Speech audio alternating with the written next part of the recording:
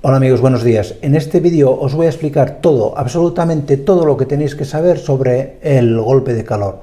Cuáles son sus síntomas, cuáles son sus secuelas, cómo tenéis que actuar y cuál es el tratamiento que tenéis que llevar a cabo si notáis que vuestro perro está pasando por un golpe de calor. Y nada, no me enrollo más, aquí en el vídeo os lo cuento todo. ¿Qué es el golpe de calor? Pues llamamos golpe de calor o hipertermia al incremento desmesurado de temperatura corporal del perro.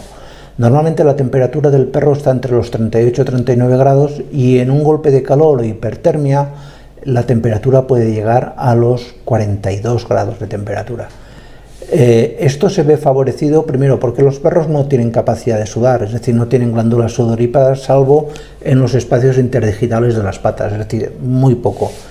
Pierden solamente calor a través del jadeo y beber agua, y otra forma es a través de las zonas de piel con menos pelo, me refiero sobre todo a la zona abdominal. En definitiva, no es el cuerpo del perro el mejor cuerpo para eliminar excesos de calor, por decirlo de alguna manera. ¿Qué consecuencias va a tener el golpe de calor en un perro?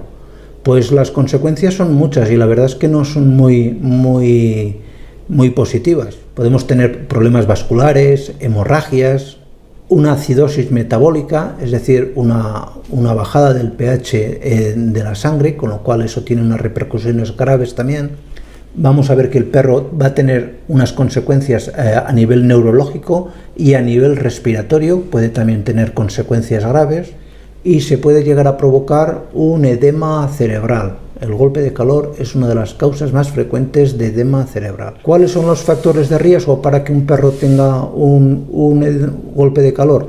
Pues básicamente los factores de riesgo pues son, como os podéis imaginar, las temperaturas muy elevadas con sobre todo altos grados de humedad ambiental, los espacios reducidos, ya os habréis enterado en más de una ocasión porque salen las noticias, tanto niños como perros que son olvidados en un espacio pequeño cerrado como pueda ser el coche, son candidatos idóneos a sufrir o padecer un golpe de calor. Que el animal tenga poca agua a su disposición, como os he comentado anteriormente, la pérdida de calor que va a tener el cuerpo es por el jadeo, y ayuda mucho para que ese jadeo sea más efectivo que la lengua y la cavidad bucal esté fresca, para lo cual necesita un aporte de agua fresco y limpio pues en cantidad.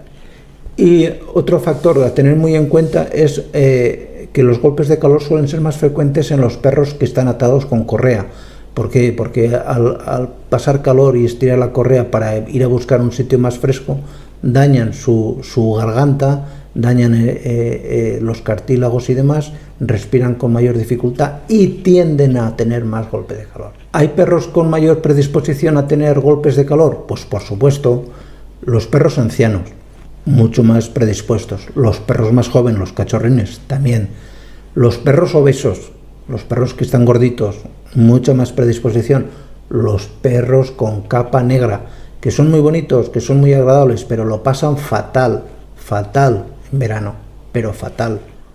También es un factor predisponente los perros que acaban de comer, es decir, en las épocas estivales es mejor que el perro coma o que haga la comida más fuerte a la noche, más que durante el día.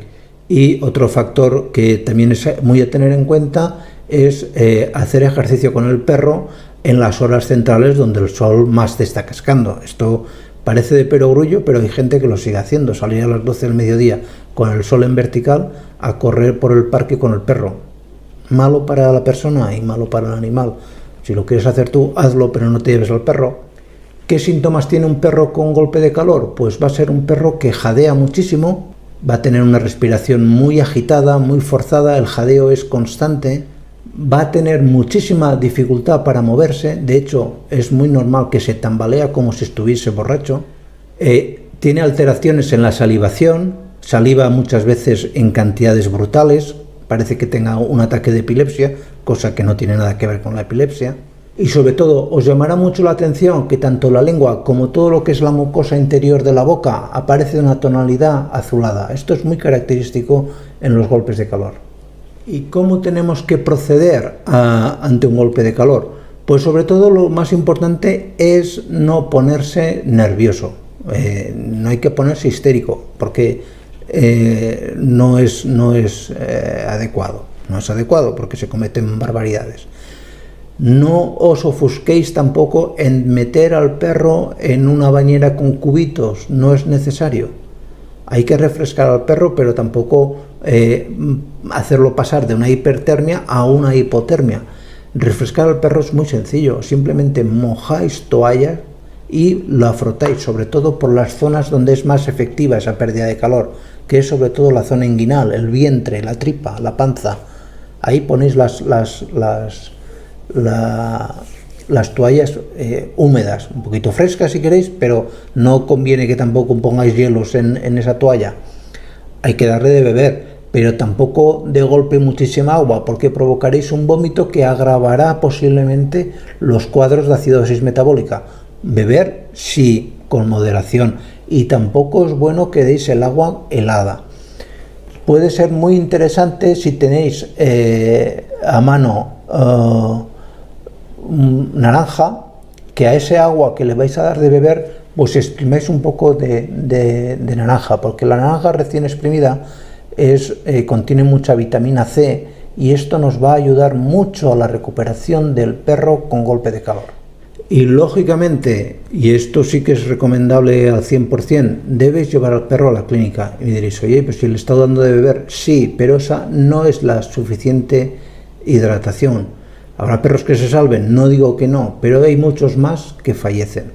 ¿Por qué? Porque cuando un perro ya está con golpe de calor, hay que meter también algunos medicamentos, algunos antiinflamatorios, algunos vasodilatadores, alguna serie de sustancias que vosotros no vais a tener a mano porque se tienen que aplicar vía intravenosa, y luego la hidratación que te ofrece un suero pinchado no es la misma, por más que lo queramos hacer ver así, que la hidratación de un suero oral. Un suero oral es para salir del paso, nos viene muy bien, funcionan de narices, pero en un golpe de calor hay que poner un suero vía intravenosa, pero clarísimamente.